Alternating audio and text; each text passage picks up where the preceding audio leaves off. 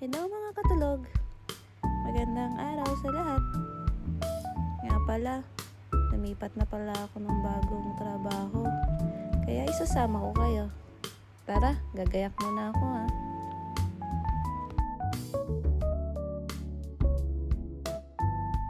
Nalate pala ako nagising, kaya ayan, nilagang itlog lang almusal ko.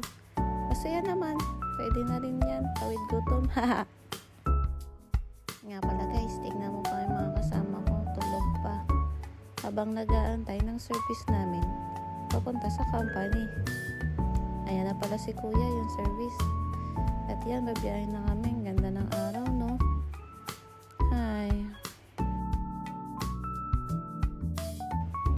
Ayan, nag-start na pala ako magtrabaho dyan.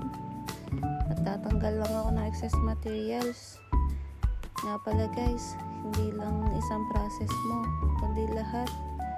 Kung ano ang urgent. Kaya yan, bago ulit ng process ko dyan. Kala mo sanay na, no? Kala nyo lang madali, pero mas mabigat pa sa akin yung binubuhat ko. Hindi ko pala binubuhat. Gamit pala ako ng jacklip dyan. Pero mabigat pa din. Galing ko na magpatas, no? Tignan nyo. O, diba? Hindi ko pa napatas. O, pero diretsyo. So, ayan. Lahat nga ng trabaho gagawin mo dyan. Kaya sa mga nagbabalak na magtrabaho dito sa Poland, go lang ng go. Laban lang ng laban. Bawal sumuko. Para sa pangarap. Para sa pamilya. Ay.